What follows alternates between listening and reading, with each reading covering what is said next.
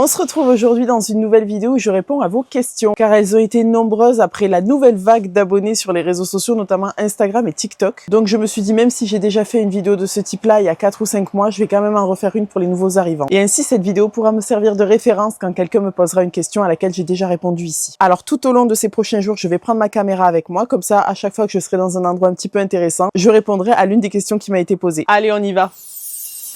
Et on commence de suite avec une première question de Marie qui nous demande combien de temps a pris notre expatriation entre les préparations administratives, la recherche d'un logement, d'un travail, etc. Et je trouve que c'est une question très intéressante parce qu'en effet, une expatriation, ça se prépare. Alors certains diront expatriation, certains diront immigration, certains diront qu'il ne faut pas employer le mot expatriation, sauf quand on part pour le travail. Bref, vous faites comme vous voulez. Mais pour répondre à la question de Marie, je vais utiliser le mot expatrié puisqu'elle l'a utilisé. Alors nous, notre préparation a duré 9 mois en tout. Et ça, c'était entre fin 2022 et juin 2023, date à laquelle, en fait, on est parti en Suède. Parce que oui, avant de s'expatrier en Laponie finlandaise, on s'est expatrié en Laponie suédoise. Et avant de partir, c'était très important pour nous d'avoir tout au clair au niveau du travail. En gros, on ne voulait pas dépendre de la recherche d'un travail sur place parce qu'on sait que c'est compliqué de trouver un job à long terme ici. Donc on a fait en sorte de pouvoir travailler à distance ou d'avoir nos entreprises. Pour l'administratif, on l'a réglé sur place parce qu'on a fait toutes nos demandes de papier une fois qu'on avait une adresse en Suède. Et pour le logement, en fait, on a trouvé une maison à acheter 2 semaines après notre arrivée ici. Parce qu'avant ça, on n'avait rien anticipé du tout. On est vraiment venu juste avec 3 sacs de sap et c'est tout quoi. Mais je vois énormément de personnes venir s'installer dans le coin, en tout cas en Laponie finlandaise ou suédoise, qui anticipent leur arrivée en achetant une maison ou en louant quelque chose à distance. Nous, on n'avait rien anticipé, on avait pris 2 semaines dans un Airbnb et c'est sur place qu'on a fait des recherches, on a visité, on a trouvé notre maison, on l'a achetée en 5 jours et voilà. Mais je comprends que ce soit le genre de choses qui puissent faire peur.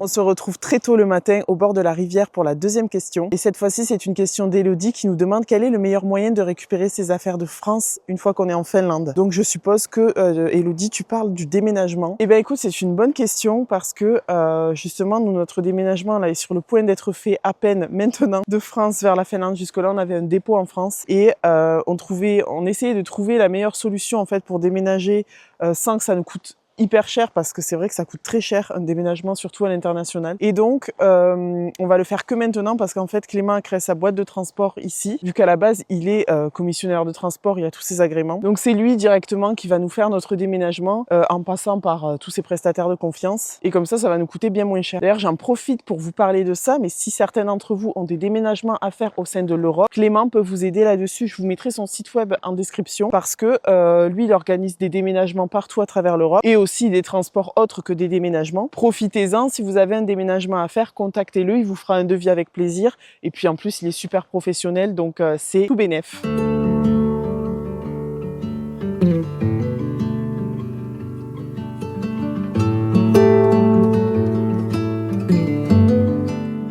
Je vous reprends pour la troisième et la quatrième question parce que ce sont de petites questions auxquelles je vais répondre. Je suis en train de finir de me préparer parce que j'ai une visio après assez importante pour un projet peut-être plutôt cool. La première question, c'est est-ce que Alba a automatiquement la double nationalité puisqu'elle est née en Laponie suédoise? Alors non, il n'y a pas de droit de sol en Laponie suédoise et en Suède tout court. Donc Alba n'a pas la double nationalité. Et la seconde question qui tombe à pic, parce que justement moi ça me concerne, est-ce que en tant que végétarien, on peut bien vivre en Finlande? Alors déjà, nous avant on était en Suède, en Laponie suédoise, et il y a énormément d'alternatives pour les végétariens, véganes et compagnie. On peut très facilement trouver en supermarché des alternatives pour tout, même le fromage, la crème, tout ça, il y a des alternatives vraiment pour tout. Moi je ne suis pas végétarienne, je mange quand même du poisson, mais ça fait 10-12 ans que je ne mange plus du tout de viande blanche, viande rouge et tout ça. Et j'arrive quand même à trouver mon compte. Et ce qui est bien, c'est que même dans les restaurants, dans les fast-food, vous trouverez très facilement des alternatives. Et ici en Finlande aussi. Alors c'est pas du tout les mêmes produits, pourtant on est à 1 heure de la frontière suédoise. Ce ne sont pas les mêmes produits, mais il y a beaucoup d'alternatives aussi. Si vous mangez du poisson, c'est génial parce qu'en Finlande, pour le coup, on a de beaux étals de poisson. Là où en Suède, il y a un petit peu moins de poisson, surtout du poisson frais, c'est difficile à trouver. Mais si vous êtes complètement végétarien, vous aurez tout un tas d'alternatives de toute façon. Et c'est pas que des gros blocs de soja infâmes. Non, il y a beaucoup de choses choses proposées au rayon surgelé, de la fausse viande, c'est des faux steaks hachés, ce genre de trucs. Et c'est super bon. Donc franchement, en tant que végétarienne, tout ça, il n'y a pas de souci pour venir en Finlande ou en Suède.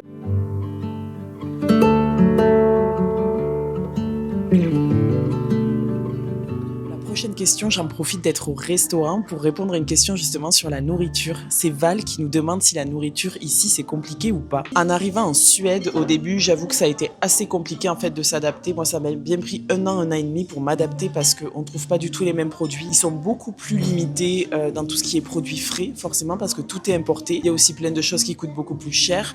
Moi qui ne mange que du poisson et pas de viande, par exemple, pour trouver du poisson qui ne soit pas surgelé, du poisson frais, c'était aussi compliqué. Mais petit à petit, en fait, on a trouvé notre rythme de croisière sur ce qu'on achète, sur ce qu'on mange, sur les recettes aussi qu'on fait nous-mêmes, qu'on prépare. Et en fait, c'est tout à fait faisable. Il faut juste s'adapter et réapprendre à manger des choses locales. Évidemment, vous ne trouverez pas toute la charcuterie, le poisson, le fromage, les vins qu'il y a en France. Mais c'est tout à fait faisable de bien manger ici. Et depuis qu'on est en Finlande, encore plus, parce que les grandes surfaces sont énormes ici. Vu qu'on est à Rovaniemi, il y a quand même beaucoup de magasins. Donc, on peut trouver énormément de choses à manger, des choses françaises même. Donc, je dirais ça dépend aussi de vos habitudes alimentaires en France. Si vous êtes du genre à manger beaucoup de fromage, de charcuterie, évidemment, je pense que ça va vous poser un petit peu problème. Mais par contre, si vous êtes habitué à faire beaucoup la cuisine, à cuisiner tout ce que vous mangez, alors là, il n'y a pas de souci, vous trouverez votre compte facilement en Laponie. Que ce soit en Suède ou en Finlande d'ailleurs. Et puis pour le reste, quand vous rentrez en France, vous pouvez vous faire un carton avec tout plein de choses à manger et l'envoyer chez vous. Ça vous fera tenir quelques mois.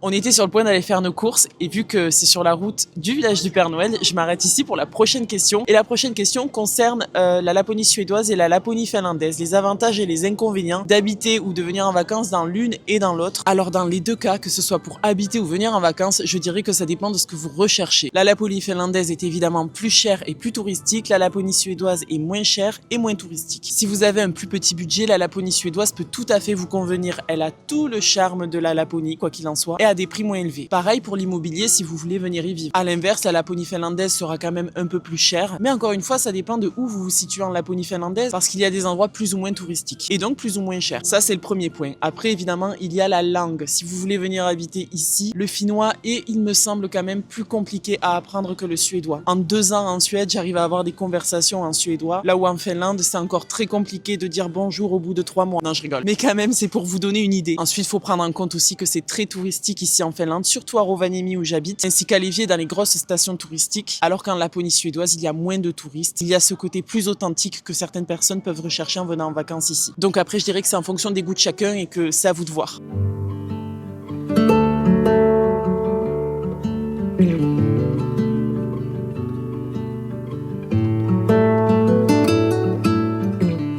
On se retrouve maintenant au chalet de la Mère Noël, c'est sur le village du Père Noël toujours, et on s'est pris un petit chocolat chaud, voilà, pour bien terminer ce repas avant d'aller faire nos courses toujours. Et donc cette fois-ci, je vais répondre à une question qui m'a quand même pas mal été posée. Est-ce que vous envisagez un jour un retour en France? Quand est-ce que vous allez retourner en France? Est-ce que la France ne vous manque pas trop? Est-ce que vous voudriez retourner vivre en France un jour? Toutes ces questions-là. Alors non, pour l'instant, c'est clairement pas prévu. Après, est-ce que on va rester en Laponie toute notre vie? Peut-être que oui, peut-être que non. Franchement, on voit pas aussi loin que ça encore. Mais on a quitté la France pour de bonnes raisons. Ça aussi, c'est une question qui m'a quand même beaucoup été posée. Donc, je vais faire un mix dans cette réponse-là. C'est pas du tout au programme de retourner en France un jour pour l'instant. Déjà, quand on a quitté la France, on s'est dit, on veut fonder une famille, mais on ne veut pas fonder une famille ici. Donc, on est parti. On a eu notre fille. Et maintenant qu'on a notre fille, c'est déjà hors de question qu'on rentre en France. Quand je vois en fait la chance qu'on a de pouvoir élever notre fille dans un pays comme ça où on se sent extrêmement en sécurité. Et comment c'est en France actuellement, ça nous donne pas du tout envie de revenir. En tout cas, pas de suite de suite. Ici, notre fille, elle a accès à la crèche, elle a accès à des repas gratuits, elle a accès à des soins gratuits. Alors qu'on voit comme c'est compliqué en France pour les familles de faire garder leurs enfants, d'avoir des places en crèche, les congés parentaux qui sont extrêmement courts, alors qu'ici, on a 8 mois chacun en Finlande et près d'1 an et demi par parent en Suède. Donc pour ces raisons-là, on n'est pas prêt de revenir en France. Bon, je vais en profiter d'être dans ce décor un petit peu particulier pour répondre à une deuxième question qui concerne les voitures cette fois. J'ai eu la question plusieurs fois. Comment sont équipés nos véhicules justement pour résister à l'hiver? Eh bien oui, on a déjà des équipements particuliers pour les voitures. On a des pneus cloutés. Donc avec ces pneus, il faut savoir que sur la glace et sur la neige, on peut rouler tout à fait normalement. Sachant que sans ces pneus, par contre, c'est juste impossible de rouler sur la glace correctement en hiver. Hein. C'est le meilleur moyen pour se prendre un arbre ou aller dans le fossé. Donc on a les pneus cloutés. En plus de ça, on a un radiateur moteur. Donc c'est une pièce qui est ajoutée par notre mécanicien contre le moteur de notre voiture en fait. C'est un radiateur qui a une prise électrique qu'on branche directement sur secteur pour faire chauffer le moteur avant l'utilisation de la voiture. Et bien souvent, à ce radiateur est connecté un radiateur interne supplémentaire qui sera mis dans l'habitacle de la voiture. C'est souvent au pied du siège passager qu'il y a un radiateur supplémentaire qui permet de chauffer l'habitacle en amont de l'utilisation du véhicule. Et en plus de ça, il y a beaucoup de voitures qui sont équipées de LED supplémentaires à l'avant de la voiture. C'est pas rare de voir des barres de phares supplémentaires, soit devant la voiture, soit sur la voiture. Et ces phares-là sont hyper puissants pour éclairer la nuit en Laponie. Quand sur les routes, par exemple, il n'y a pas de lampadaire, c'est très courant d'avoir ça sur les voitures ici. Par contre, si vous croisez une voiture comme ça qui n'éteint pas ses phares, parce que, encore une fois, c'est très courant en Laponie que les gens éteignent pas leurs phares ou les rallument juste à votre niveau quand ils vous passent à côté, eh bien vos rétines crament dans ces cas-là. Donc gare à vous si vous conduisez la nuit en Laponie cet hiver.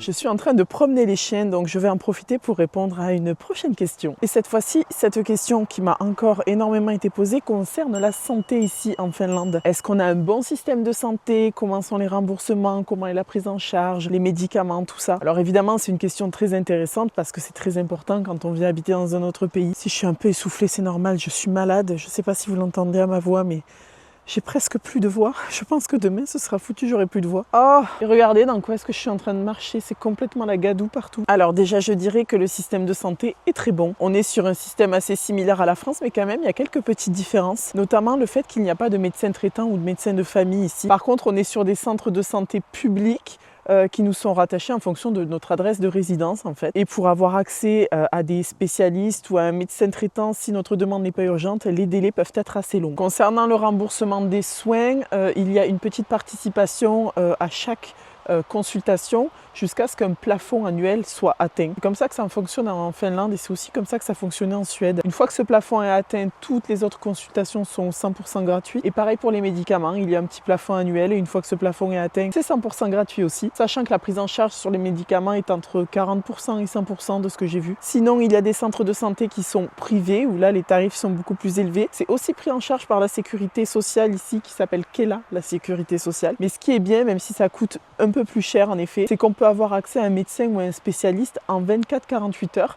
parce qu'il y a des rendez-vous totalement disponibles rapidement pour aller consulter. La dernière fois qu'Alba était malade, c'est ce qu'on a fait. On a pris rendez-vous dans un centre comme ça et alors on a payé cher notre consultation, mais au moins elle a pu voir un médecin très rapidement sans devoir aller encombrer les urgences en fait alors que c'était pas nécessaire. Donc voilà, c'est ce que j'avais à dire à peu près sur la santé. Je pense que j'ai tout dit.